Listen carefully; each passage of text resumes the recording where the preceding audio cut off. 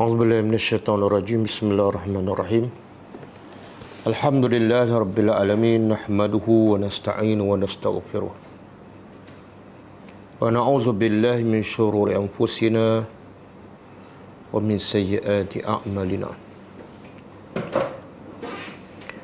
May yahdihillahu fala mudilla lahu wa man yudlil fala hadiya lahu. Asyhadu an la ilaha illallah wahdahu la syarika lah wa asyhadu anna Muhammadan abduhu wa rasuluh. Subhanaka la ilma lana illa ma 'allamtana innaka antal alimul hakim. Allahumma 'allimna ma yanfa'una wanfa'na bima 'allamtana wa zidna ilma. Allahumma ati anfusana taqwaha wa zakkiha anta khairu man zakkaha. Anta walijuha wa maulaha. Rabbi yassir wa la tu'assir, Rabbi tammi bil khair. Amma ba'du. InsyaAllah kita sambung tadabbur surah Ali Imran.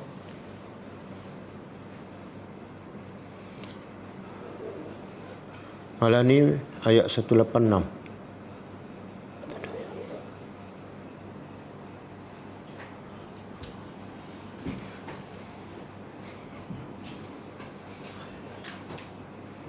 Ayat 186.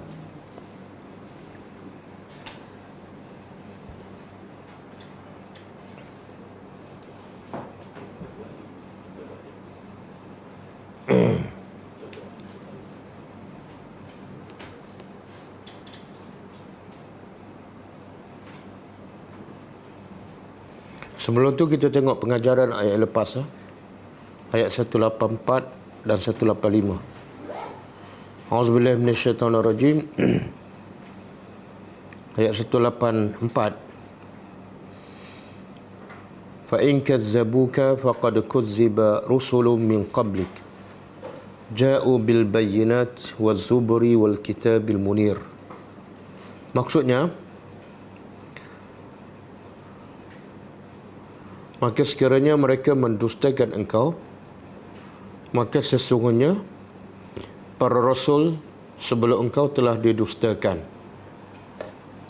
walaupun mereka membawa keterangan-keterangan dan juga peringatan-peringatan dan kitab-kitab yang bercahaya. Pengejaran ayat 184. Pengejaran pertama,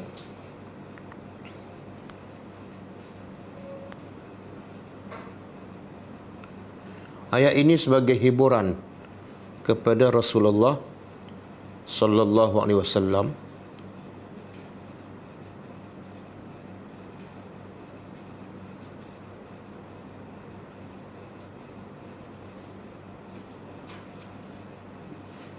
dengan cerita umat-umat dan para rasul dahulu yang juga telah didustakan oleh kaum masing-masing. Ia akan meringankan kesedihan Rasulullah sallallahu alaihi wasallam.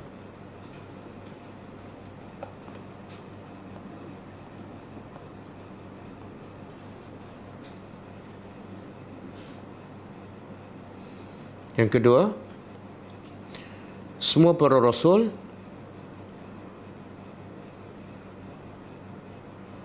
sentiasa disakiti oleh kaum masing-masing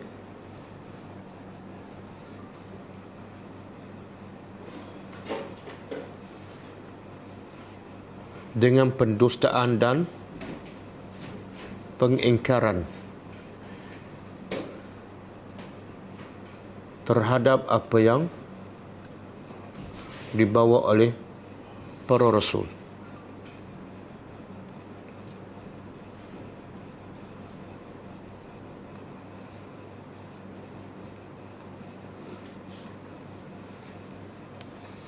Yang ketiga, setiap para rasul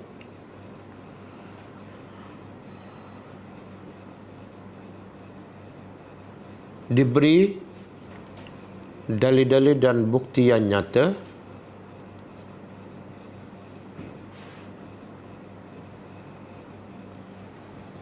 daripada Allah Subhanahu wa taala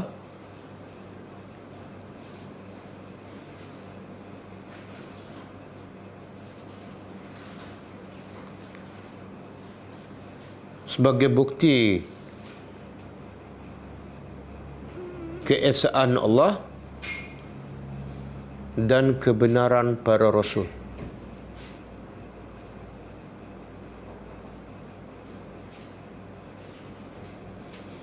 Maka wajib ke atas setiap pendakwah juga membawa bukti-bukti yang sama yang dibawa oleh Nabi kita sallallahu alaihi wasallam ketika berdakwah.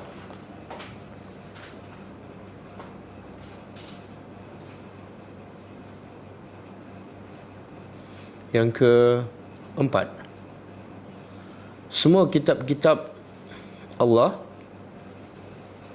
yang diturun daripada langit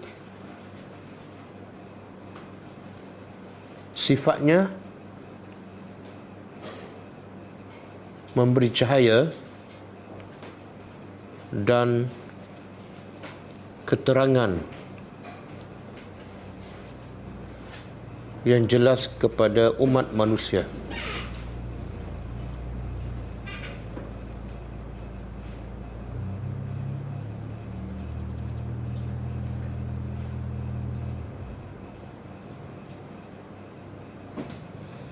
Yang kelima, hanya manusia yang tidak waras sahaja yang menolak keterangan-keterangan yang dibawa oleh para rasul yang cukup jelas dan banyak.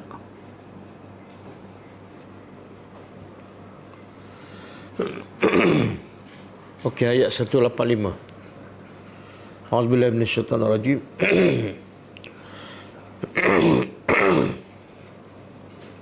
Kullu nafsin za'iqatul maut wa innama tuwaffawna ujurakum yawmal qiyamah. Faman zuhziha 'anil nar wa udkhilal jannah faqad faz. Wa mal hayatud dunya illa mata'ul ghurur. Maksudnya, setiap jiwa pasti akan merasai kematian. Wa innama, sesungguhnya hanyalah disempurnakan balasan-balasan kamu pada hari kiamat. Maka barang siapa yang dijauhkan dari api neraka dan dimasukkan ke surga, maka sesungguhnya dia telah berjaya. Dan tidaklah kehidupan dunia melainkan keseronokan yang menipu daya. Okey, pengajarannya. Kematian adalah benar.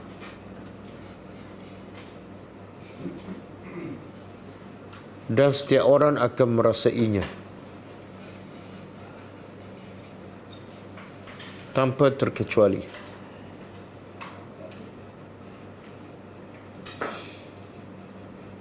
Yang kedua, manusia yang paling cerdik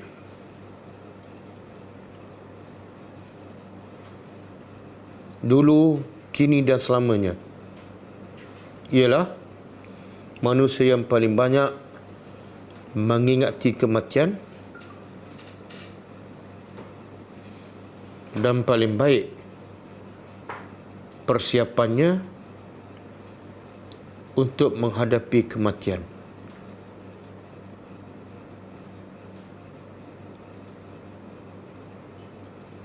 Yang ketiga,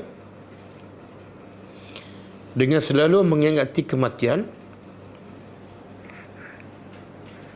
manusia akan sentiasa membaiki dan meningkatkan amal solehnya.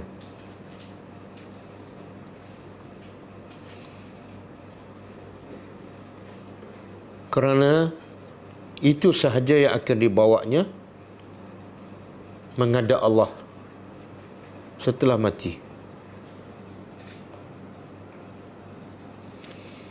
Yang ketiga, yang keempat, setiap amalan manusia sama ada baik ataupun buruk akan dibalas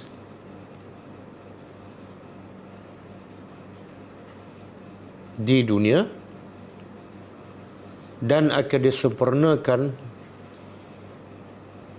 di akhirat.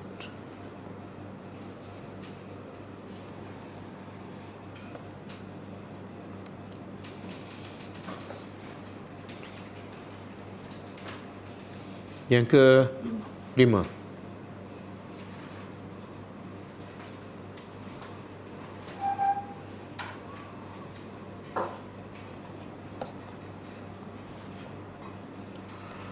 kejayaan yang sebenar di sisi Allah ialah setelah manusia selamat daripada api neraka Allah dan berjaya memasuki syurganya.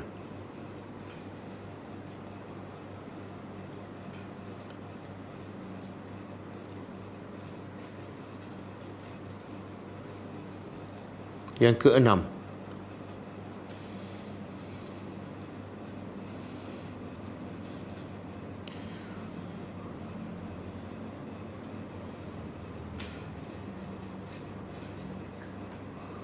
antara tanda-tanda manusia yang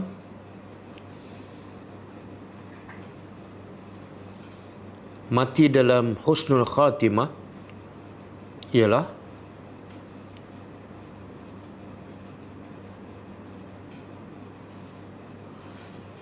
semakin dekat, semakin panjang umurnya, semakin baik ibadatnya kepada Allah dan semakin banyak kebaikan yang dilakukan kepada orang lain.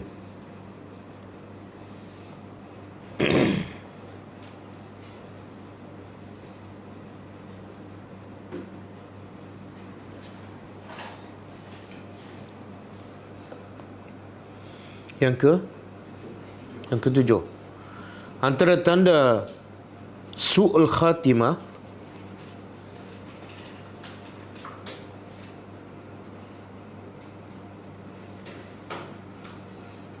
iaitu di hujung kehidupan manusia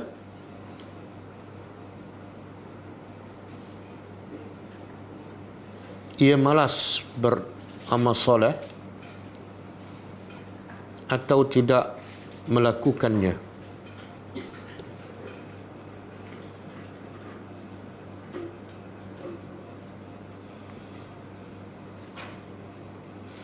Yang ke-8,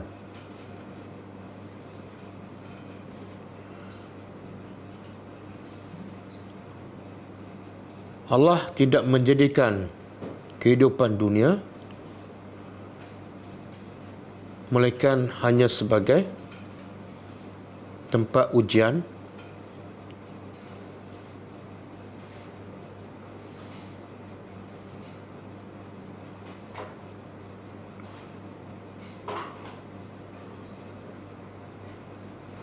untuk manusia menggunakan kehidupannya di dunia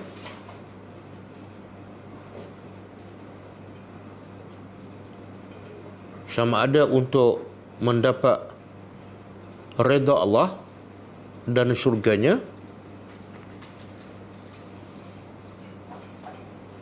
atau untuk mendapat redha manusia dan neraka Allah.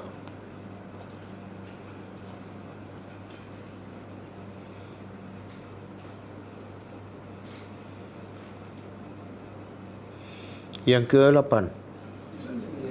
Yang ke-9. Amalan yang benar-benar dikira ialah amalan yang di hujung kehidupan.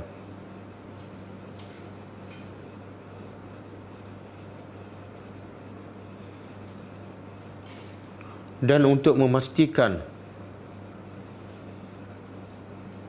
seseorang itu mati dalam keadaan dia beriman, maka wajib dia beristiqamah dalam amal solehnya kepada Allah.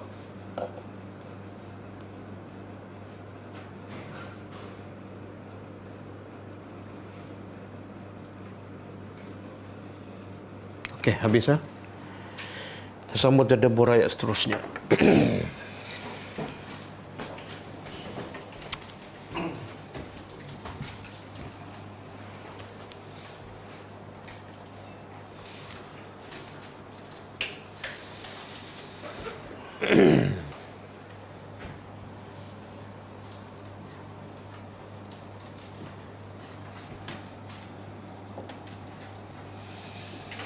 A'udzubillahi minasyaitonirrajim.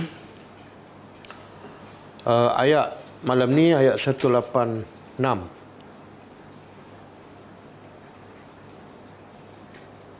Kalau ayat sebelum ni Allah sebut tentang setiap orang akan mati. Dan mati itu bukan pengakhiran kepada kehidupan manusia, tapi sebagai proses permulaan untuk kehidupan yang kekal abadi. Maka kalau kematian adalah satu proses untuk kehidupan yang kekal abadi, maka apa faedah kehidupan di dunia? Jawapannya ayat malam ni. Faedah kehidupan di dunia. Allah kata, A'udzubillahi minasyaitonirrajim, latublawunna. Daripada bala.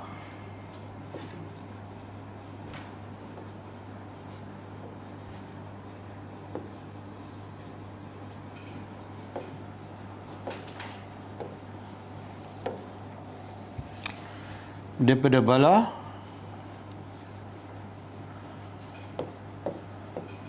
ia belu.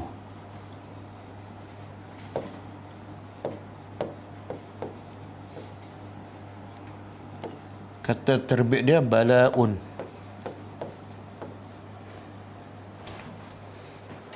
Kan? Bala menguji, dia menguji. Bala fi'al madhi, dia telah menguji. Yablu fi'al mudhari', dia sedang menguji. Bala'un kata terbit. Jadi antara tiga ni yang mana dah dimelayukan? Bala kan? Orang Melayu kata apa? Bala kan? Sebenarnya bahasa Arab tu. Cuma asal makna bala'un apa dia? Kalau dimelayukan makna dia macam lari dah. Bala kan? Bala tu kalau bahasa Melayu maksudnya apa? Musibah kan? Tapi bala yablu balaun sebenarnya makna dia ialah ikhtibar. Ikhtibar. Apa makna ikhtibar? Ujian. Kalau negara Arab, exam dia panggil ikhtibar lah. Ataupun satu lagi, imtihan. Kan? Jadi balaun asalnya ujian, bukan musibah.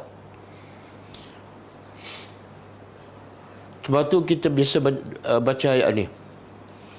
Allazi khalaqal mauta wal hayata li yabluwakum. Betul? Inilah. Li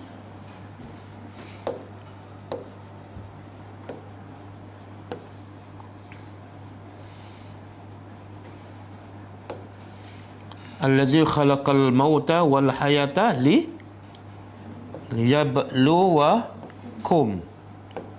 Kan surah apa tu? Surah Al-Mulk. Allah yang menciptakan kematian dan kehidupan li untuk Yablu untuk menguji ke untuk menimpa musibah? Untuk menguji. Untuk menguji kamu. Daripada ujian tu apa yang Allah nak lihat? Ayyukum ahsanu amala. Siapa amalan yang paling baik? Apa makna? Amalan yang paling baik itu apa maksud dia? Kata Al-Fudayl bin Iyad, satu yang paling ikhlas Allah nak tengok. Yang syirik tu dah daripada awal lagi terkeluar. Ni antara yang ikhlas, Allah nak tengok siapa paling ikhlas. Yang kedua, siapa yang paling menepati sunnah Nabi. Jadi hujah orang mengatakan walaupun bukan sunnah Nabi, tapi Nabi tak larang, dia terkeluar daripada ujian. Sebab maksud ujian juga ialah Allah nak tengok siapa yang paling tepat dengan sunnah Nabi. Yang kamu buat tu paling jauh daripada sunnah Nabi. Kan? Okey. Jadi ya belum makna dia yakhtabir. Okey, di sini Allah guna berapa harfu taukid. Asal perkataan ini fa'il dia. Tablu.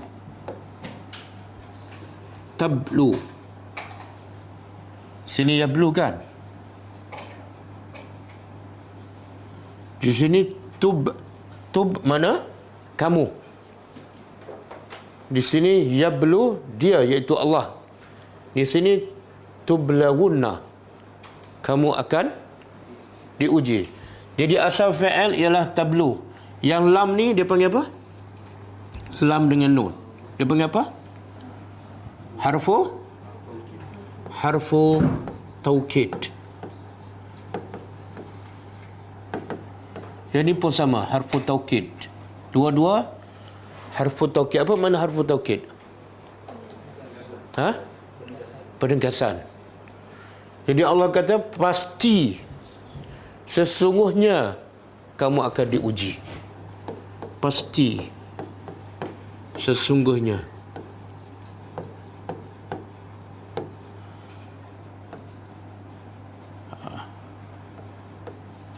Kamu akan diuji.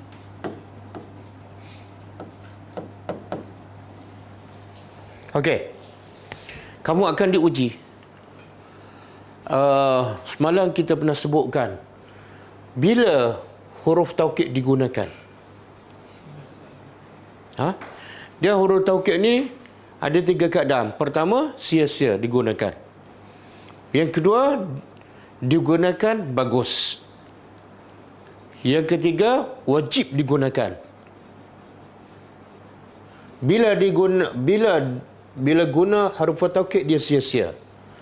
Iaitu kepada orang yang dah percaya pada kita, dia pun dah tahu apa kita buat, tiba-tiba kita guna huruf taukid sia-sia. Itu penggunaan yang sia-sia. Yang kedua, penggunaan yang hasan, baik. Bila tu? Bila orang tu ada keraguan pada kita. Ni ustaz boleh percaya ke? Ketika itu saya kena guna huruf taukid. Apa hukum penggunaan dia? Hasan, bagus. Yang ketiga, hukum penggunaan huruf taukid ialah wajib. Bila tu? Bila orang tak percaya. Bila orang mengingkari.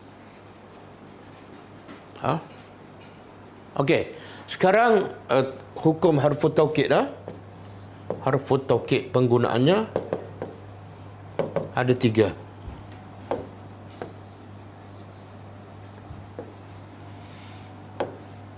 Pertama, lagwun, sia-sia. Yang kedua, hasan, baik. Yang ketiga, wajib. Okey, cuba tengok yang ni. Allah kata, pasti sesungguhnya kamu akan diuji. Diuji pada apa ni? Pada amwal. Harta-harta kamu. Wa anfusikum, dan diri kamu. Contoh sebelum kita cek tengok apa hukum huruf taukid di sini, kita faham dulu maksud. Pasti sesungguhnya kamu akan diuji pada harta kamu. Apa maksud? Macam mana kita akan diuji dalam bentuk harta? Ha? Kehilangan harta, kekurangan harta, rumah terbakar, kebun tak berbuah, kan? Ataupun terlebih. Harta banyak, lepas tu kedekut. Allah uji apa dah? Bayar zakat. Itu ujian. Kadang-kadang Allah uji dalam bentuk yang wajib, iaitu bayar zakat. Kadang-kadang Allah uji dalam bentuk yang sunat, iaitu sedekah. Kadang-kadang zakat cepat bayar, tapi sedekah kedekut. Itu ujian. Sebab tu ujian ni sebenarnya ada dua bentuk, kan? Pertama, syar. Ikhtibar ni ataupun ujian ada dua. Satu, asyar. Dalam bentuk yang tak baik. Yang kedua, al-khair. Syar, contoh, miskin, sakit, musibah. Khair, sihat, kaya. Tapi dua-dua tak adalah ujian. Cuma biasa manusia dia faham bila dia diuji. Syar. Salah, kan? Salah konsep ujian.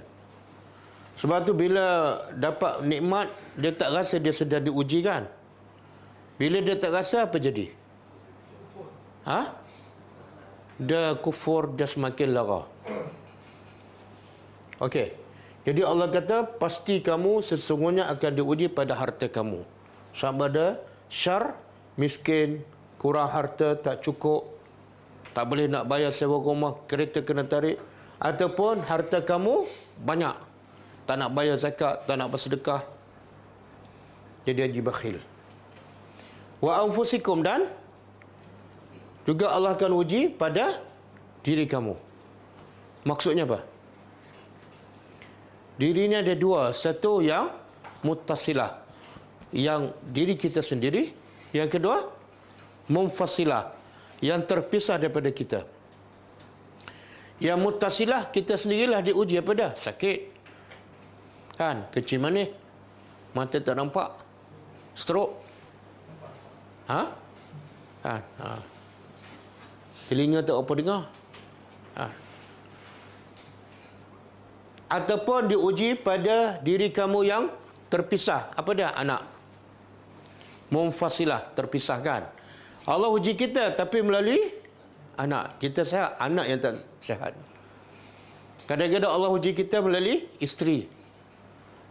Isteri yang sangat menakutkan suami. Mengerikan. Dia bukan takut, tapi isteri itu menakutkan dia. Itu pun ujian juga. Ada juga. Itu ujian. InsyaAllah saya akan berlaku adil.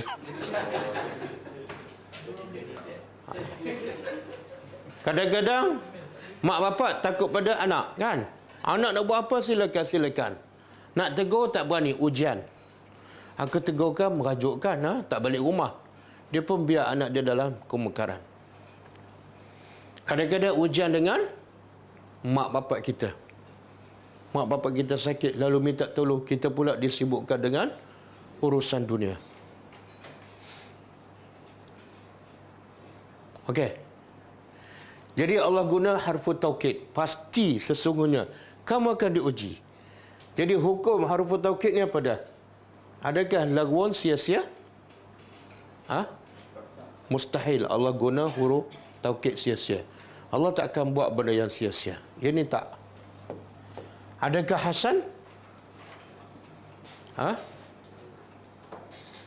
Nak tahu hasan atau dia salah satu. Sama ada hasan baik ataupun wajib. Nak tahu? Tengok apa sikap manusia dengan ujian. Ragu-ragu ke tak percaya? Manusia dengan ujian Allah ragu-ragu ke tak percaya? Bila Allah uji dia, dia boleh terima ataupun dia tak boleh nak terima. Ada dua lah, kan? Tengok orang lah. Kadang-kadang dia kata, kenapa uji aku? Dia tak boleh terima. ketika itu Allah guna harfu taukid adalah wajib. Sebab apa? Ramai orang tak boleh terima ujian. Betul? Dan majoritinya manusia tak boleh terima ujian. Khususnya ni, bila ujian tu dalam bentuk syar, buruk. Ya, kalau uji dalam bentuk yang baik, okey. Kaya, naik pangkat, sihat, kan? Umur panjang. Sampai 100 kan. Pun nak jadi lagi PM. Itu pun ujian juga. Tak, PM maksud saya pengurusi masjid.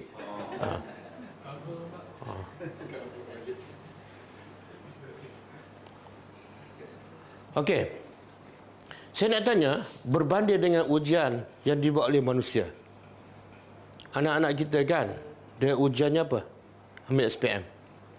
Anak-anak kita boleh terima tak peperiksaan SPM? Walaupun prosesnya daripada sekolah rendah 6 tahun, sekolah menengah 5 tahun, kena study banyak. Kadang-kadang study, kalau besok exam, dia study malam tu tak tidur. Anak kita boleh terima tak? Boleh kan? Boleh terima kan? Kalau tak boleh terima, daripada awal lagi dia ponti sekolah. Betul? Dan mak bapak boleh terima tak?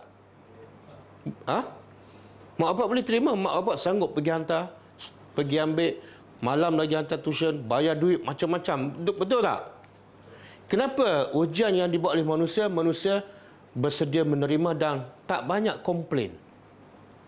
Tapi bila Allah uji je, sikit je komplain. Kenapa? Perasan tak?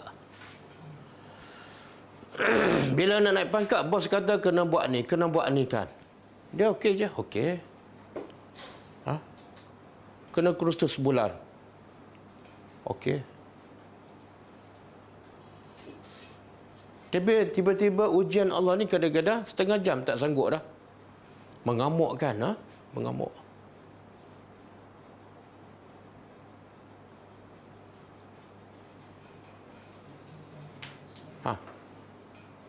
Apa jawapannya?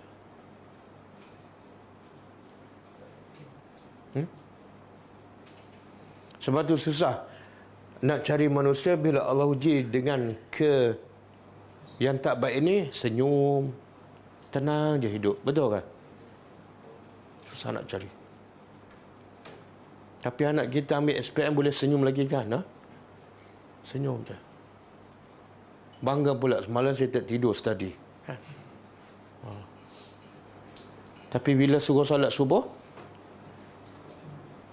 mak dulu kan solat setelah pencing kan. Dia ingat sejarah tu. Jadi soalannya kenapa? Bila ujian daripada Allah, kebanyakan manusia tak boleh nak terima. Pada solat 5 waktu, dengan pergi sekolah setiap hari kan, pergi pagi balik tengah hari, mana lebih berat? Setiap hari, 11 tahun. Mana lebih berat dengan solat 5 waktu 10 minit je? Apa dah? Sekolah lagi. Tapi yang mana dia rasa ringan? Kenapa?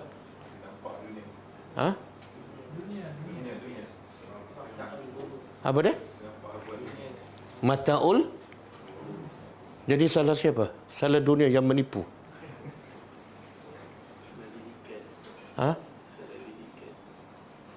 Dan berbeza dengan para sahabat.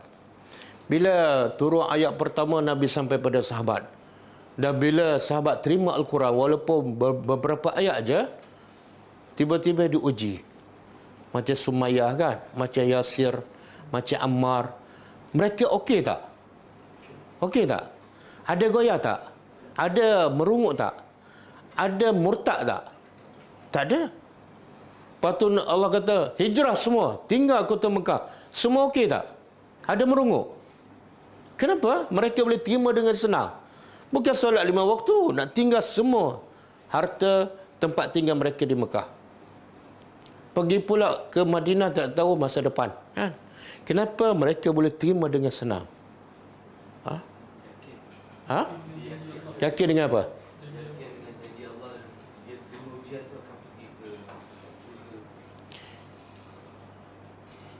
Tapi kenapa kita bila manusia yang bagi janji ataupun ujian, kita boleh terima, Bila Allah cakap, kita tak boleh nak terima. Ha? Sebab ayat-ayat macam ni tak masuk dalam kepala kita dan kepala anak-anak kita daripada kecil sampai ketua. Betul? Tak masuk ni. Betul? Betul. Yang masuk daripada tadika sampai ke SPM apa dia? Hidup bahagia, hidup hebat bila lulus SPM. Maka dia tak nampak ujian berat tu. Dia nampak apa? Dalam kepala dia? Jadi ayat-ayat macam ni tak masuk. Sebab tu Allah kata, Allah guna dua harfu taukid. Pasti sesungguhnya kamu akan diuji. Bila orang beriman dengar, dia prepare dah. Prepare dah. Allah cakap mesti. Bila kita faham ujian adalah satu kemistian, tiba-tiba Allah uji, terkejut ke tak? Kita terima dengan senang. Sebab apa? Allah dah cakap lama lah. Kenapa terkejut? Boleh faham mindset tu. Yang ni daripada hari pertama, hari kedua sampai bila-bila Nabi masuk dalam kepala sahabat. Sebab tu apa ujian mereka senyum. Bahkan bila sebut berjihad, mereka berebut nak pergi. Kalau tak dapat pergi, mereka menyesal. Rasa satu kerugian. Sebab mereka dalam kepala mereka memikirkan apa? Hasil mereka lulus ujian. Macam budak SPM lah. Jadi semangat ambil SPM walaupun penat letih, sebab dalam kepala dia memikirkan hasil selepas SPM. Cara berfikir.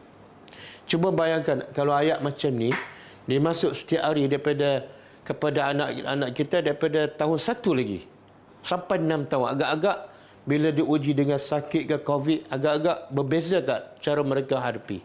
Berbeza, sangat berbeza. Okey. Jadi kamu akan pasti diuji dengan harta kamu, wa anfusikum, dan diri kamu, dan walatus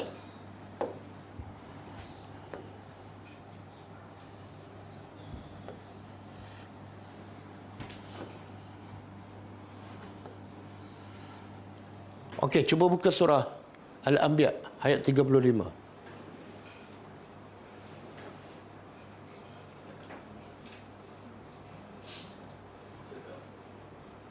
Anda tak masuk kan?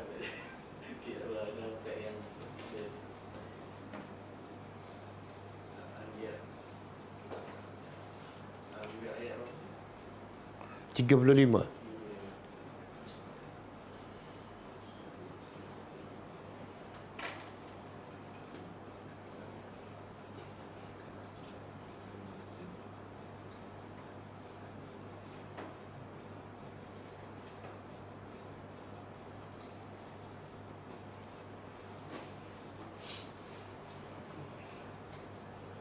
Okey.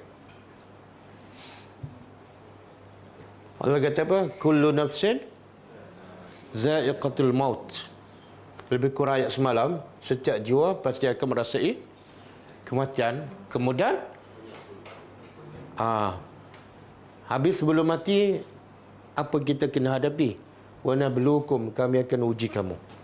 Dan ujian macam saya sebut tadi ada dua kan. Pertama, syar.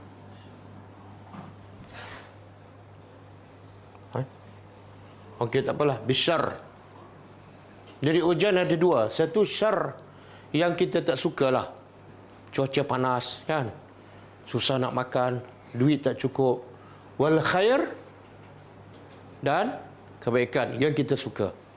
Biasa manusia terbabas ni ketika diuji dengan syar. Dan Allah kata dua-dua tu, syar ke khair ke, semua adalah fitnah. Dua-dua ujian. Manusia salah sangka. Bila ditimpa musibah, dia kata dia sedang diuji. Bila Allah bagi nikmat, dia kata apa? Anugerah. Sebab saya jaga kesihatan. Dia biasa yang paling mudah manusia lupa bila diuji kesusahan ke kesenangan. Sebab tu Nabi kata bila Allah sayang pada hambanya, Allah bagi ujian apa? Kesusahan. Kenapa? Sebab manusia akan balik pada Allah bila ada kesusahan je. Bila ada kesenangan, sombong. Kalla innal insana La yatgha. Ar-ra'ahu, manusia akan melampau bila dia rasa diri dia serba cukup. Okey. Balik pada ayat kita. Okey. Kemudian apa lagi? Wala tasma'unna, dan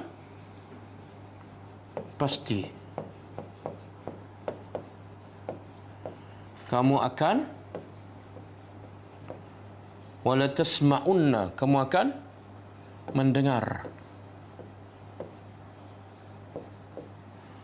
minal lazina, dari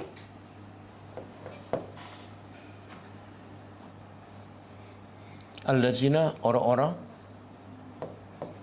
yang mereka diberi kitab, min qablikum, dari sebelum kamu.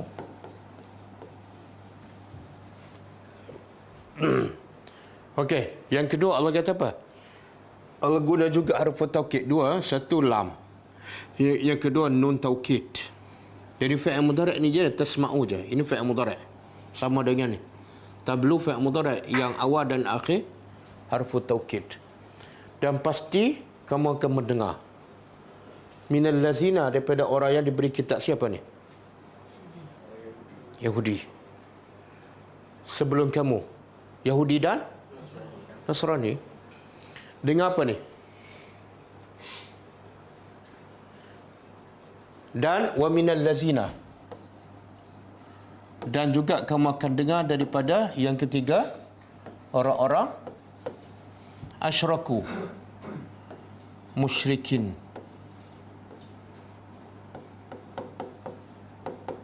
Dengar apa? Azan. Azan apa dah?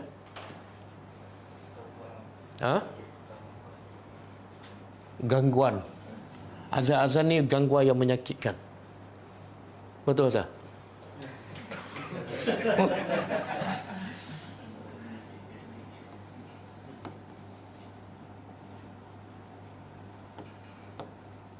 Katsira, yang banyak. Tengok Allah beritahu awal lagi. Kepada siapa? Nabi dan orang beriman. Antara yang akan menyakitkan kamu benda, kata-kata satu, ahli kitab. Ahli kitab Yahudi dan Nasara. Yang kedua, orang-orang musyrikin. Siapa ni yang menyembah berhala, yang tidak diberi kitab? Apa kata-kata mereka ni? Kita tak ada dalam kepala kita ni. Puak-puak ni akan menyakitkan hati kita kan? Yang menyakitkan hati kita siapa dia? Orang yang diberi kitab juga kan? Cuma bukan Taurat, Injil, Quran. Menyakitkan hati kan? Allah sengaja sebut, kamu akan dengar kata-kata yang menyakitkan daripada siapa? Yang pertama sekali, orang yang diberi kitab. Kitab tu daripada siapa? Allah. Kenapa Allah sebut orang yang diberi kitab Allah menyakitkan kamu juga yang diberi kitab daripada Allah juga? Kenapa Allah sebut orang yang diberi kitab akan menyakitkan kamu?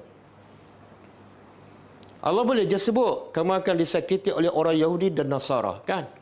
Tapi Allah tak sebut Yahudi dan Nasara. Allah kata orang yang diberi kitab. Apa yang Allah nak beritahu? Bukan semua orang yang diberi kitab mesti jadi baik. Kadang-kadang orang yang diberi kitab itu dia akan guna kitab lawan kitab yang lain pula. Walaupun semua kitab daripada Tuhan yang sama. Boleh? Dan orang Yahudi itu faham tak kitab mereka? Taurat dan Injil. Faham. Tapi mereka selewengkan. Mereka ubah makna. Dan mereka menyakitkan hati Nabi dan orang beriman. Okey, orang Melayu kita faham tak kitab Al-Quran? Tapi mereka menyakitkan juga hati kita kan? Mana lebih baik? Yahudi faham menyakitkan hati Nabi. Orang Melayu tak faham menyakitkan hati kita juga. Mana lebih baik?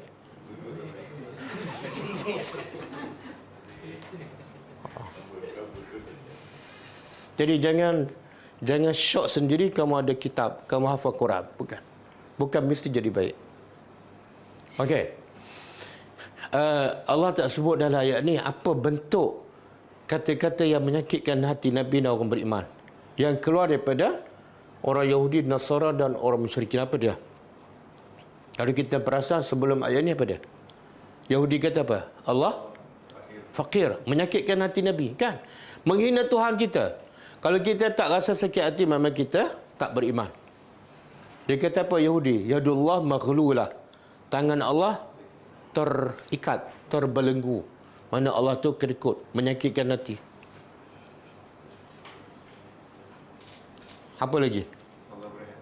Allah ni, Yahudi kata, Allah cipta bumi, kemudian langit, semua tu 6 hari. Daripada hari Ahad sampai ke hari Jumaat. 6 hari je. Lepas tu Allah penat, Allah berehat hari Sabtu. Sebab tu kata Yahudi, kami ikut Tuhan berehat hari Sabtu. Kan Yahudi berehat hari Sabtu kan? Yang dia tangkap ikan hari Sabtu kan? Kata nak berehat tapi tangkap juga. Itu satu penghinaan kan? Apa lagi? Orang musyrik pula apa yang dia kata pada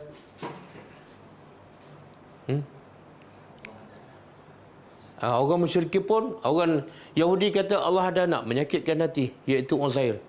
Nasrani pun mengatakan Allah ada anak, iaitu Nabi Isa. Orang musyrikin pun kata Allah ada anak, iaitu malaikat, anak perempuan. Okey, mereka juga menyakitkan hati Rasulullah dan orang beriman dengan mengata perkata yang tak sepatut kepada Nabi. Cuba buka surah ni. Surah Az-Zariyat ayat 52.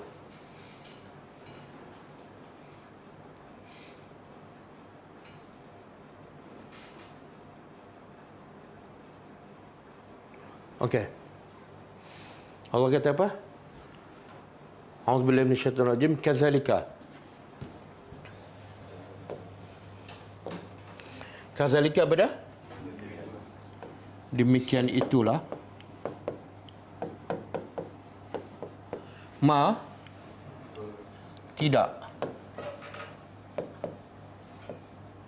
Tidak atau datang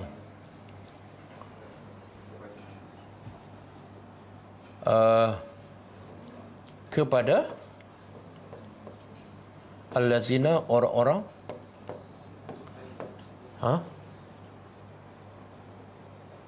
orang-orang yang min qablihim, dari sebelum mereka. Sebelum siapa ni?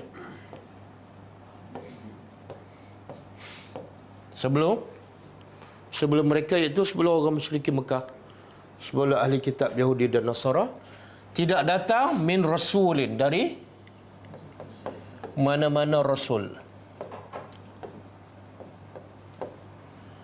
Tidak datang mana-mana rasul kepada umat-umat yang terdahulu, illa kecuali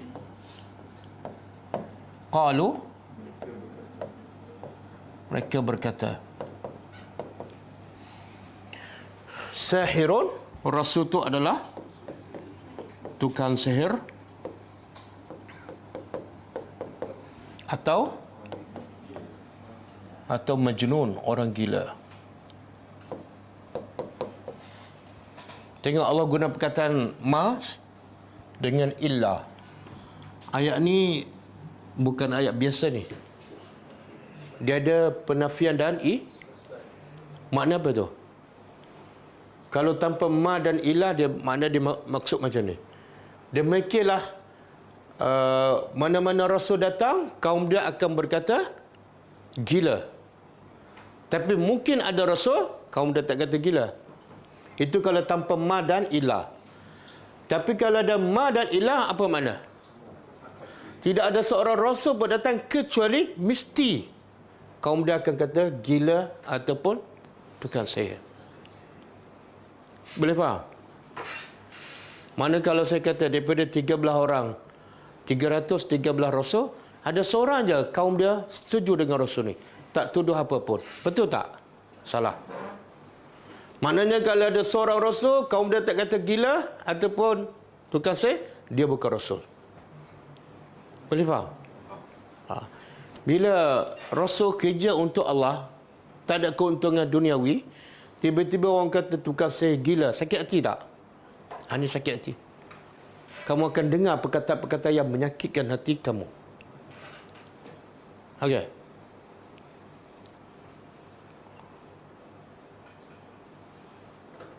Dan bila Nabi berhijrah ke Madinah, adalah satu hadis sahih. Nabi nak pergi ziarah Sa'ad bin Mu'az, ketua kepada Khazraj, yang sakit. Jadi Nabi naik nak pergi ziarah tu, Nabi naik apa? Keldai, kan? Bila kita dengar cerita Nabi naik keldai, kita kalau ada pakcik naik keldai ataupun ustaz naik keldai, kan, kita tengok apa? Rasa apa ustaz tu? Tak payah keldai lah, kancil je, kan? Hai, ustaz pakai kancil je, kan? Ingat tak Nabi naik apa? Keldai. Jadi di belakang tu Usamah bin Zaid, dia nak pergi ziarah Sa'ad bin Mu'az. Jadi dalam perjalanan kerja Nabi pendakwah, ada sekelompok orang-orang Madinah yang termasuk orang dah beriman, termasuk orang Yahudi dan termasuk orang kafir daripada Aus dan Khazraj. Termasuklah Abdullah bin Ubay. Masa tu Abdullah bin Ubay ini sebelum peperangan Badar. Jadi sebelum peperangan Badar, Islam belum zahir, belum nampak kuat. Jadi orang munafik belum muncul. Jadi Abdullah bin Ubay, dia belum ijtihad Islam. Dia kafir lah, ijtihad kafir. Jadi bila Nabi datang, kumpulan yang ramai, Abdullah bin Ubay datang, Nabi pun berhenti. Nabi berdakwah. Maka kata Abdullah bin Ubay, dia tutup mulut dia. Dia kata, wahai Muhammad, bau keldai kamu sangat menyakitkan hati kami. Hina tak pada Nabi? Hina. Dan kalau kamu nak berdakwah, jangan berdakwah kat sini. Kamu duduk kat rumah, siapa nak dengar, suruh dia datang rumah kamu. Jangan berdakwah di merata tempat. Kalau orang cakap pada kita macam tu, ustaz, busuklah ustaz ni, boleh balik tak? Kata apa? Dia bukan busuk pun. Dia kata busuk tu keldai.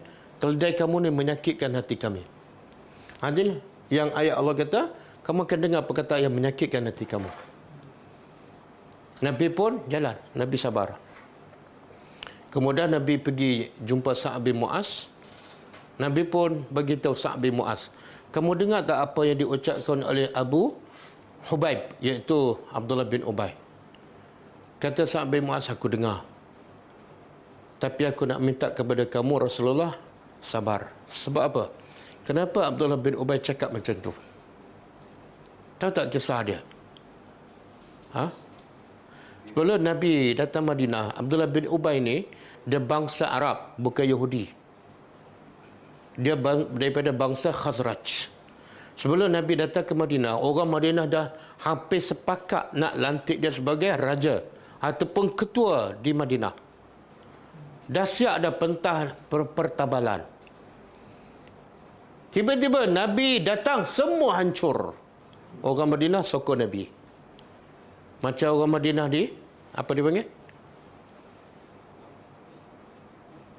Apa dia panggil? Lompat parti. Lompat parti. Jadi Abdullah bin Umar sangat sakit hati. Sepatut dia jadi PM Madinah. Tiba-tiba Nabi datang, bertukar. Tanpa langkah syaitan. Jadi sebab tu dia geram sangat, dengki sangat pada Nabi. Dia akan keluar kata-kata yang menyakitkan hati Rasulullah. Tapi Allah dah bagi tahu awal. Bila Allah dah bagi tahu awal, Nabi bersedia, Nabi boleh sabar. Yang biasa kita tak sabar dengan hujan sebab apa? Mindset kita, hujan tak sepatut datang pada aku. Aku jaga solat, aku pergi kelas tadabbur, kenapa aku diuji? Betul kan? Yang tak pernah datang kelas tadabbur, sihat walafiat. Ini tak adil. Okey.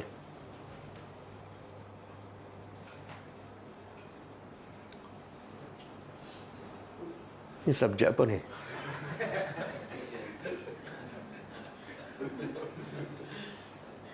Okey. Lepas tu Allah kata apa? Wa in tasbiru. Dan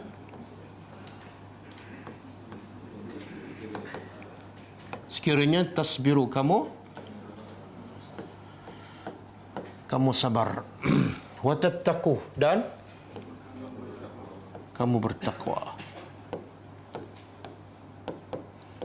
Jadi ini tips untuk Nabi dan sahabat menghadapi kata-kata yang menyakitkan. Apa dia? Satu, sabar. Yang kedua, takwa.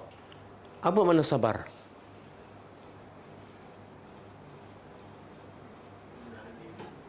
Menahan diri daripada apa?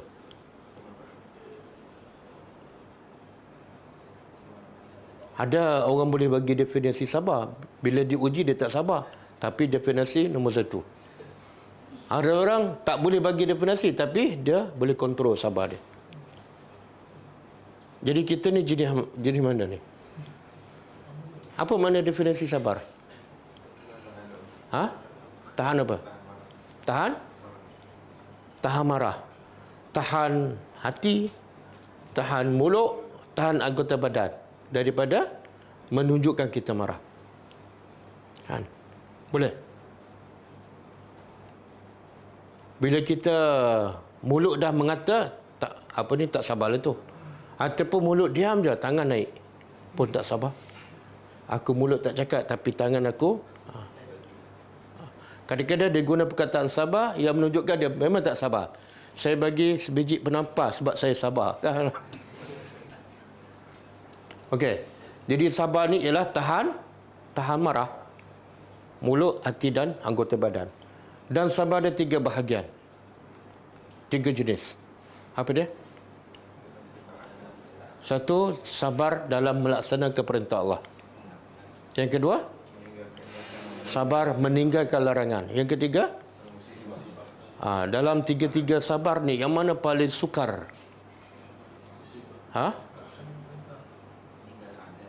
Meninggal larangan. Dia sebenar dia bergantung pada orang lah. Tapi secara umumnya, yang paling sukar sabar nak melaksanakan perintah Allah. Sebab apa? Dia perlu 2 tahap. Contohlah kita nak solat, itu perintah Allah kan? Perlu 2 tahap. 1, sabar lawan nafsu tak nak solat. Tahap kedua, kena bangun, pergi ambil wuduk, kena pergi masjid kan? Jadi 2 peringkat. Adapun sabar nak berhenti, nak meninggal larangan Allah, 1 tahap je. Contoh kita nak berhenti mengumpat, apa boleh kita buat? Perlu bangun? Perlu berjalan? Tak payah. Dan sabar yang biasa orang tak sabar pada. Sebenarnya sabar itulah yang paling mudah. Tapi biasanya yang itulah orang tak sabar. Iaitu bila menghadapi ujian. Sebenar musibah tu sabar yang paling mudah. Kenapa? Manusia tak ada pilihan. Betul tak? Bila Allah bagi dia sakit, dia ada pilihan tak? Orang kata sabar. Yelah, nak buat macam mana, memang kena sabarlah. Ayat tu sabar ke tak? Tak sabar. Kalau sampai orang pujuk kita sabar, kita tak sabar lah tu. Okey, contoh Nabi Yusuf. Kan? Tahu tak apa tips Nabi Yusuf? Besar tak ujian dia? Dikhianati oleh adik-beradik dia sendiri. Dan sampai tak nak bunuh dia kan? Kemudian dijual sebagai hamba, macam jual barang. Kemudian jadikan hamba dalam istana kan? Kemudian dikhianati, digoda oleh isteri pembesar dan dipenjarakan. Betul? Besar tak ujian dia? Dan bukan setahun, 2 tahun, berbelas tahun. Apa tips Nabi Yusuf sehingga dia berjaya menjadi orang yang hebat? Siapa ingat ayat tu?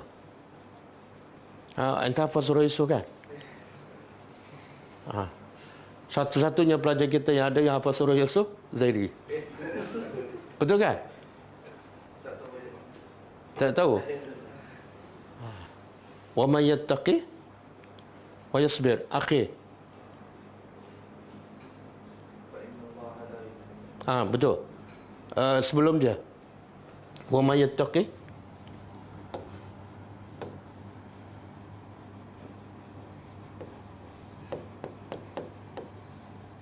ada ke? Wa may yattaqi wa yasbir.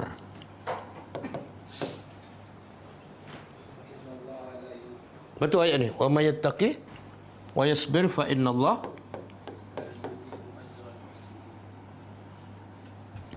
la yudhi'u ajral innahu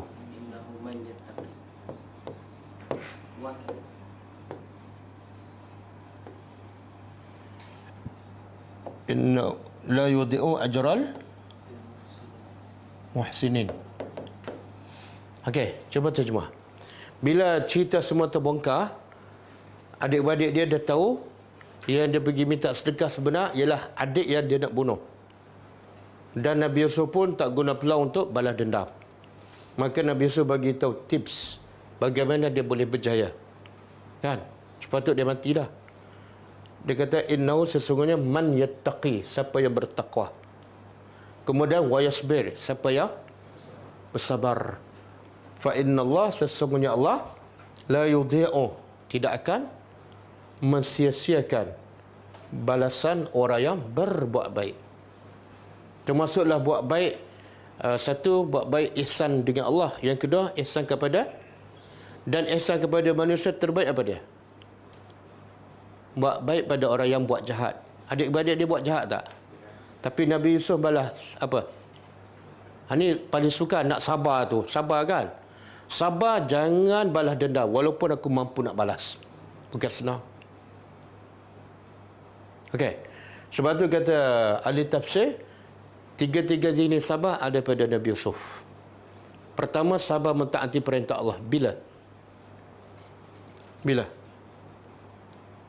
Nabi Yusuf sabar mentaati perintah Allah. Bila? Tak, itu sabar meninggal larangan Allah. Kan goda supaya dia buat maksiat. Itu sabar meninggal larangan. Dalam penjara, betul.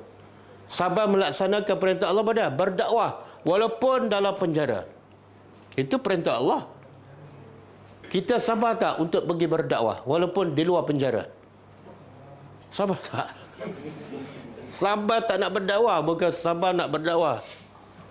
Yang ketiga, sabar Nabi Yusuf bila ditimpa musibah apa dah? Macam-macam. Kan? Dan sebab itulah puasa dia panggil syahrul as-sabri. Puasa adalah bulan sabar. Kenapa? Sebab semua tiga jenis sabar ada kepada puasa. Kan? Puasa, sabar mentaati perintah Allah apa dah? Puasalah, Allah suruh puasa, kita puasa. Yang kedua, sabar meninggal larangan. Jangan makan, jangan tengok benda haram, jangan mengumpat, jangan mendengar. Sabar tu, betul tak? Yang ketiga, sabar menghadapi ujian. Apa ujiannya? Lembek, lapar. Lembek, lapar. Okey.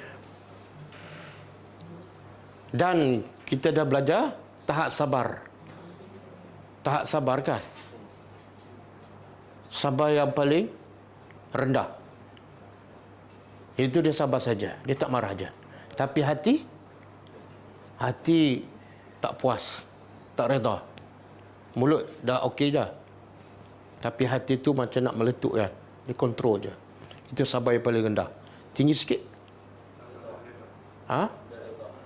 Dia tahan marah dan hati reda. Kita kena pecah cermin kan. Dia tak marah dan hati pun okey. Semua ni dunia.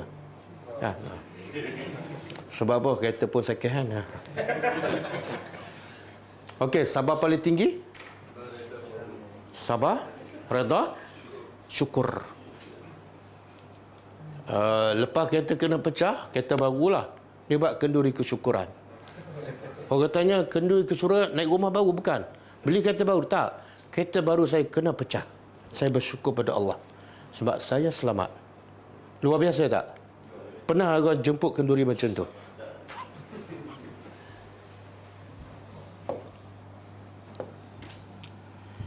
Okey, kemudian jadi sabar. Di sini takwa apa makna dia? Takwa makna buat ya Allah suruh dan tinggal. Sebab tu Allah sertakan lepas sabar kena ada takwa. Ada orang sabar tapi tak salat. Kenapa tak salat? Saya sabar aja, tak nak solat. Okey, fa inna, maka sesungguhnya zalika, demikian itu, min azmil umur, dari azmi. Azmi apa dah? Dah jadi bahasa Melayu. Keazaman, kan? Makna kesungguhan. Umur perkara. Nak terjemah apa ni? Dia ada Nabi yang digelarkan ulul azmi. Nabi-Nabi yang ada keazaman yang kuat, iaitu Nabi yang tahap sabar dia luar biasa. Betul kan? Fasbir kama sabara ulul azmi. Berapa orang? 5. Satu Nabi. Kalau ikut tertib, Nabi Nuh dulu. Yang kedua Nabi Ibrahim. Yang ketiga Musa. Yang empat Isa. Yang kelima Kalau Nabi Nuh apa sabar dia? Dakwah selama 950 tahun. Berapa orang pengikut? Lebih kurang 70 orang. Sabar tak? Kemudian setiap kali dia berdakwah, apa kaum dia buat? Tutup telinga, tutup muka, kan? Tapi pernah tak Nabi Nuh merajuk? Tak pernah, kan? Kita kalau kita mengajarkan, pelajar kita belajar Iqra je, tutup telinga. Besok pergi mengajar lagi. Berapa hari tu? Bukan 950 hari. 1 hari. Jauh beza. Apa lagi? Nabi Musa. Nabi Musa kesabarannya apa? Nabi Musa mana ada tempat tinggal yang tetap? Ada tak? Tak ada. Mula-mula menumpang rumah, membesar rumah Firaun. Lepas tu dia bunuh orang, lari pergi Madian.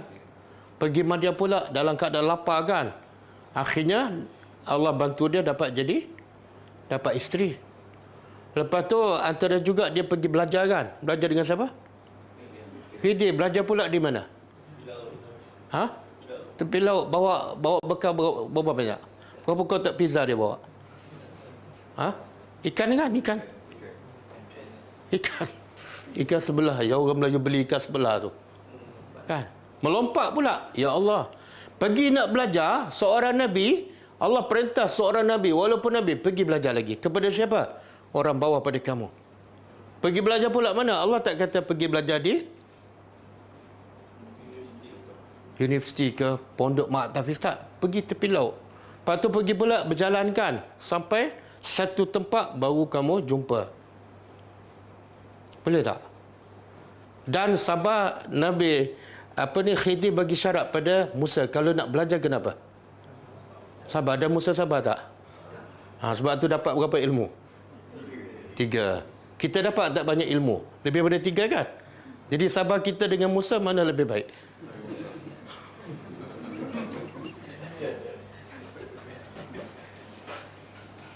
Okey, jadi nak terjemah apa ni?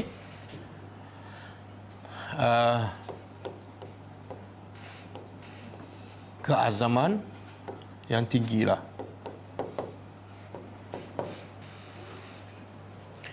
Benda-benda macam ni Allah dah ingatkan kepada Nabi, dan Allah cerita pula kisah-kisah para Nabi dahulu. Maka bila datang ujian pada Nabi Muhammad, ujian pada para sahabat, mereka hadapi dengan tenang tak? Tak ada masalah langsung. Tak ada masalah. Cuba buka surah ni, surah Al-Insan. Ayat 23.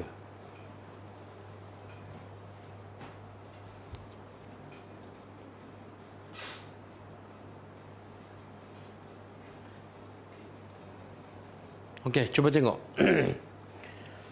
Inna,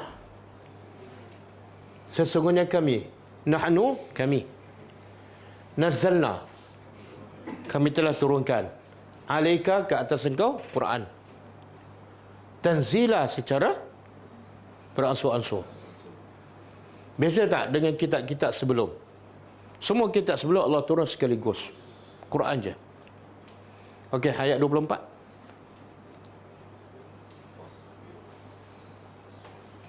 Okey. Lepas Allah beritahu kami turunkan Al-Quran, terus Allah kata apa? Fasbir. Sabar.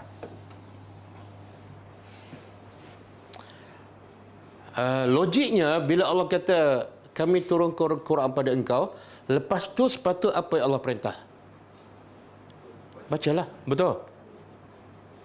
Betul kan tajwid? Betul kata renung, kan? Hafal lah. Tak, Allah kata sabar. Apa kaitan? Lepas turun Quran, terus Allah kata sabar. Dan sabar pula Allah kata apa? Sabar kepada apa? Hukum. Turun Quran, tapi Allah tak kata sabar dengan Quran. Tak, Allah kata sabar dengan hukum Tuhan engkau. Apa maksud? Sebenarnya Quran tu penuh dengan perintah Allah. Bila perintah Allah, nafsu suka tak? Bila nafsu tak suka, kamu kena sabar. Kemudian perintah pula dalam Quran, lepas kamu amalkan, kamu kena sampaikan. Bila sampaikan, orang suka tak? Orang tak suka, kamu kena sabar. Mindset hari pertama lagi Allah dah betulkan cara Nabi, kepada Nabi dan sahabat. Quran diturunkan bukan untuk khatam, bukan untuk dapat pahala. Bahkan jauh lebih besar untuk melaksanakan hukum Allah. Dan ketika itu, kamu perlu sabar.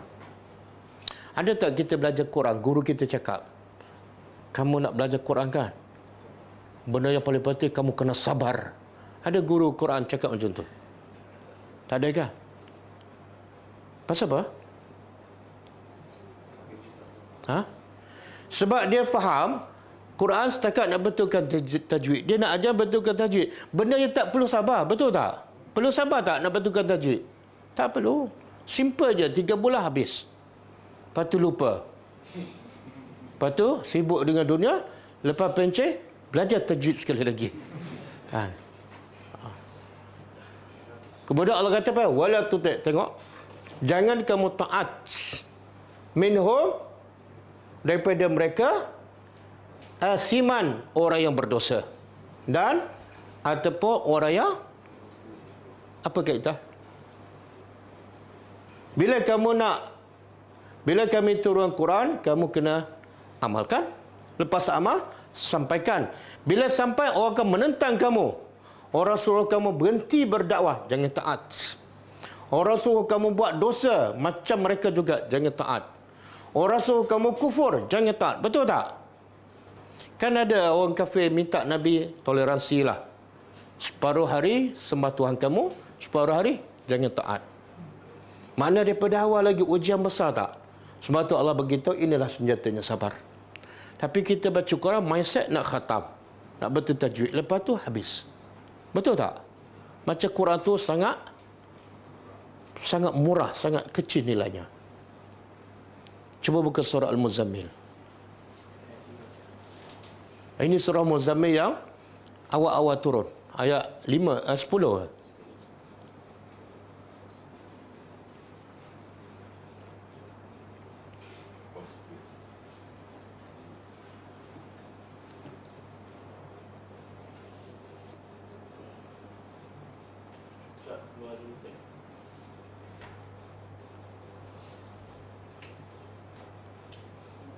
Okey. Tengok surah Muzammil, kita tahu kan awal-awal yang turun. Pertama Allah kata apa? Wasbir. Sabar, sabar. Ala ma yakuluna, apa yang mereka ucap. Menyakitkan hati. Gila, tukang sihir. Dan wahjurhum. Apa ni? Tinggalkan mereka, tapi dengan cara yang baik. Jangan maki hamu dia. Kamu dia dah kafir, degil pula. Tak, jangan. Sebab kalau kamu tinggal dengan keadaan yang tak baik, mereka semakin liar dengan Islam. Betul kan?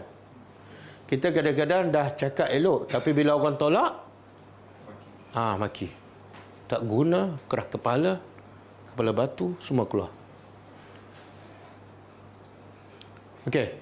Apa orang munafik cakap kepada sahabat-sahabat? Orang munafik pun cakap menyakitkan hati. Allah sebut dalam surah Al-Baqarah ayat 13. Ayat 13.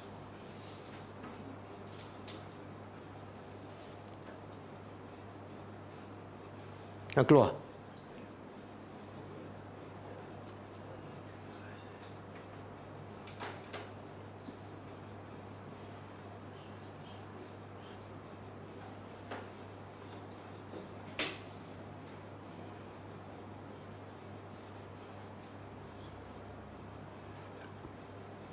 Dengar, bila kita baca dan kita faham, kita rasa, ya Allah, hebatnya, beratnya ujian kepada Nabi dan sahabat.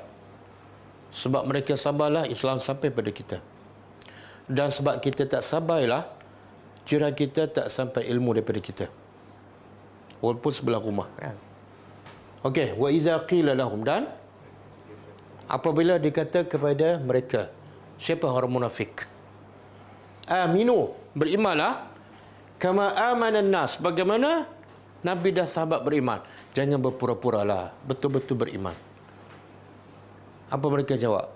Qalu, mereka orang munafik menjawab, anu'minu, adakah patut kami beriman sebagaimana beriman as-sufaha, orang-orang? Siapa ni yang dikata orang bodoh? Siapa? Nabi dan sahabat. Puak-puak ni bodoh, macam mana kami nak jadi macam mereka bodoh? Oh, terang-terang ni Allah rakam dalam Quran.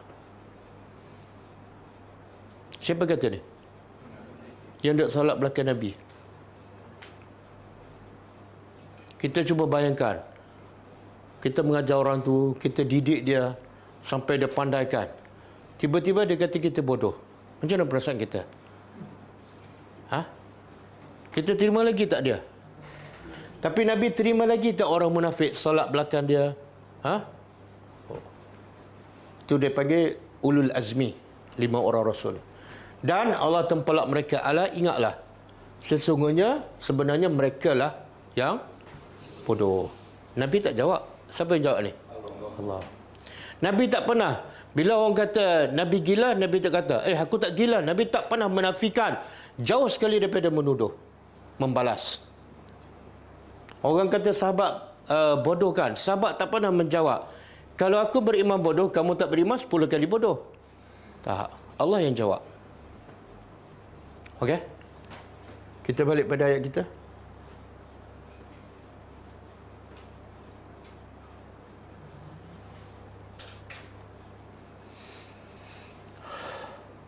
Masa nak habis dah.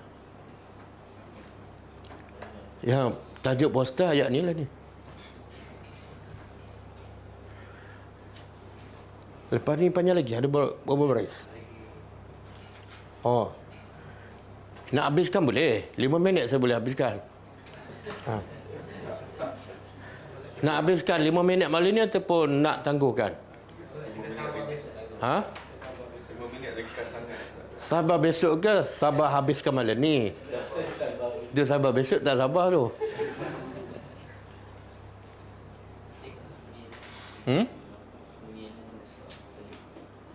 Ni tajuk besar ni, kita tangguhlah. Okey. Kita dengar director.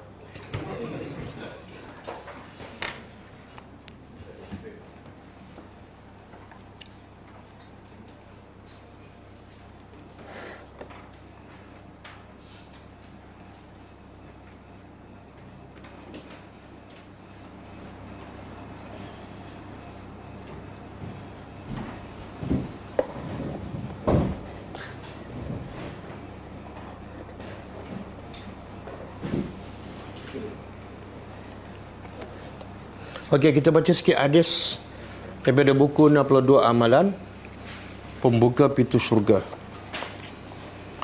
Kita masih amalan apa ni? Menjaga anak-anak perempuan. kelebihan menjaga anak-anak perempuan.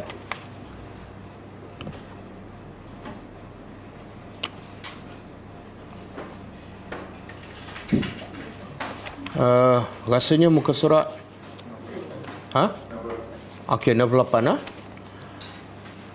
Kata penulis Hafizahullah, daripada Jabir radhiyallahu anhu, yang mengatakan bahawa Rasulullah SAW bersabda, "Man kunna lahu thalathu banatin yu'wihinna wa yarhamuhunna wa yakfuluhunna wajabat lahu al-jannah al-battah." Qal Qila ya Rasulullah, fa in kanat isnataini? Qal wa in kanat isnataini. Qal fara'a ba'dul qaumi allau qalu lahu wahidah laqala wahidah. Maksudnya, sabda Nabi SAW, barang siapa mempunyai 3 anak perempuan, dan ia memberi mereka tempat tinggal, mengasihi. Bila sebut mengasihi, dia bagi yang terbaiklah, khususnya pendidikan, dan menanggung keperluan mereka, maka ia pasti akan mendapat syurga. Siapa ni? Siapa yang mesti dapat syurga ni? Di sini dia tak sebut ibu ataupun bapa. Man, siapa? Mana siapa yang buat, dia akan dapat. Ni 3 anak perempuan kan? Beruntungnya.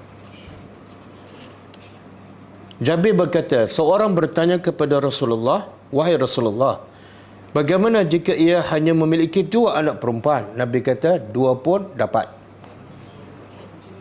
Begitu pula jika ia mempunyai, Jabir melanjutkan, sebahagian sahabat berpendapat bahawa seandainya mereka bertanya, kalau mereka tanya Nabi, macam mana pula kalau 1 anak perempuan? Mereka tak tanyalah, cuma andaian. Maka mereka agak, Nabi pun akan jawab, 1 anak perempuan pun wajib masuk syurga. Anak perempuan, anak lelaki dapatlah kelebihan juga, tapi tak sama dengan mendidik anak perempuan. Daripada Anas radhiyallahu anhu, daripada Nabi SAW, beliau bersabda, "Man ala ibnataini aw thalatha banatin aw ukhtaini aw thalatha akhawatin hatta yamutna aw yamuta anhunna wa fi riwayatin yablughna kuntu ana wa huwa fil jannah kahataini wa asyara bi usbu'aihi as-sababati wal wusta." Maksudnya, kata Nabi SAW, barang siapa mengurus 2 ataupun 3 anak perempuan, ataupun mengurus 2 ataupun 3 anak perempuan bersaudara hingga mereka meninggal dunia, ataupun orang yang mengurus itu meninggal dunia, sama ada anak mati dulu ataupun yang mengurus tu mati dahulu, maka Nabi kata, aku dan orang itu dalam syurga seperti ini. Bila mengisyaratkan 2 jari telunjuk dan jari tengah, menunjukkan apa? Dapat dekat dengan Nabi, makna syurga yang tinggilah. Dalam riwayat lain disebutkan, "Man kana lahu salasu banatin aw salasu akhawatin fattaqallahu wa aqama 'alaihinna kana ma'i fil jannah hakaza wa aw ma'a bis sabahati wal wusta." Maksudnya, siapa yang mempunyai 3 anak perempuan ataupun 3 orang perempuan bersaudara, lalu ia bertakwa kepada Allah dan mengurusi keperluan mereka, maka ia akan bersamaku di syurga pada jarak seperti ini, iaitu baginda berisyarat dengan jari telunjuk dan jari tengahnya. Jadi Nabi guna jari juga, tapi nak bagi tahu kelebihan jaga anak perempuan. Ada setengah ustaz guna jari, tapi jari maki orang. Tunjuk jari tengah kan? Apa?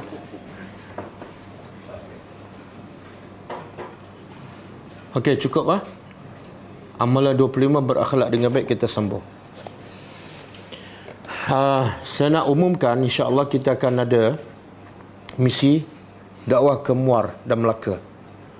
Jadi kepada mana-mana pelajar tadabbur online yang ada di Melaka dan Muar ataupun kawasan sekitarnya, boleh datang untuk perjumpaan dengan pelajar pada pagi Ahad di Melaka. Lebih kurang insya-Allah pukul 9.30 pagi ya. Kalau di Muar tu boleh datang malam lepas Isya. Tapi tempat kita tak putuskan lagi. Di Muar tempat dah ada. Siapa pelajar-pelajar yang ada di sekitar Muar, malam besok. Tapi tempat belum putus. Di Melaka kita ada putuskan, iaitu pada hari Ahad. Apa hotel nama? Oh, itu Muar.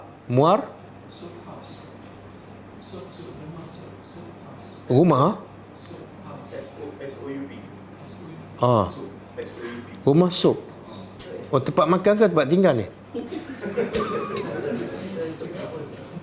Dua-dua. Okey, di Melaka?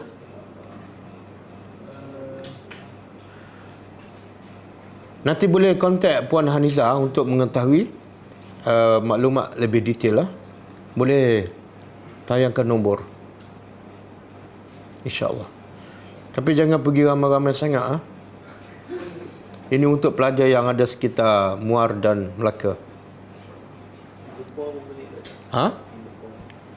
Singapura dibenarkan datang. Okey. Jadi kita jumpa. InsyaAllah mungkin kita akan buat live lah pagi Ahad tu, insyaAllah. Kita tutup dengan membaca tasbih kafarah. Subhanakallahumma wa bihamdika asyhadu an la ilaha illa anta astaghfiruka wa atubu ilaik. Assalamualaikum warahmatullahi wabarakatuh. كتاب الله ترقى جنانه وتنال عظيم الأجر والغفران.